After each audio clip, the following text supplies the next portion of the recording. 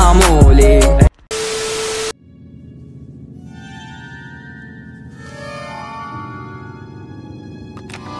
صامولي. يو السلام عليكم ورحمة الله وبركاته. يوتيوب رجع لكم بمقطع. السلام عليكم يا هلا بشعبنا العزيز، معكم سكيز ورجعت لكم بفيديو جديد.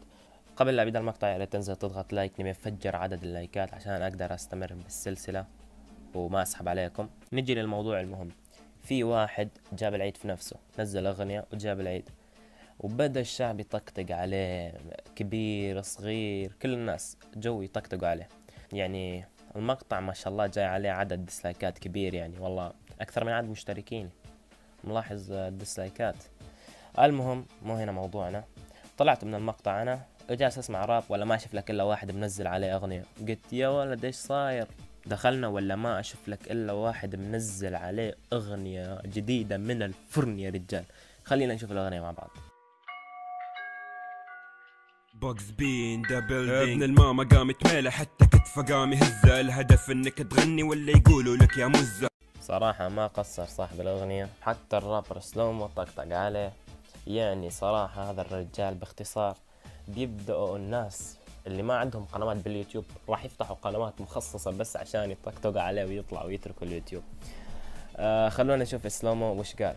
شباب انا عندي مشكلة معاكم والله، يعني اغنية ما تفرق معاي، انا تعبان فيها ومنزلها ليها شهر ما وصلت نص مليون، يجي هذا الخبل ينزل لكم اغنية صامولي في يومين تجيبوا له 2 مليون مشاهدة وهو قاعد يتونس عليكم اصلا.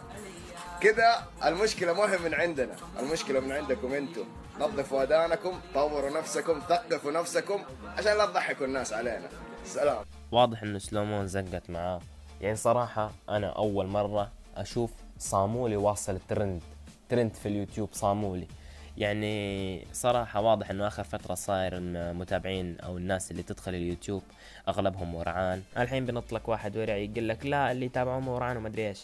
انا اثبت لك انه اغلب المتابعين هم بزورة ورعان. هذا اول اثبات عندك في الصورة. طيب بعدين ايش الخكري ذا، يعني ايش الحركات وتحرك لي بكتفك ليش؟ يعني اوكي فهمنا انك قاعد تغني، بس انه ما يحتاج تحرك كذا في كتفك وما ادري ايش وصامولي المهم ما اقول غير الله يعينه على الطقطقه اللي راح تنزل عليه وعدد الناس الكبير اللي بيطقطقوا عليه. صراحه انا شفت تعليقات المقطع اغلبها قافله باري واين باري وما ادري ايش وهاشتاج وينك يا باري وما ادري ايش. المهم هنا نكون وصلنا لنهايه المقطع. اتمنى اذا عجبكم المقطع لا تنسوا اللايك الاشتراك واهم شيء تعليقكم.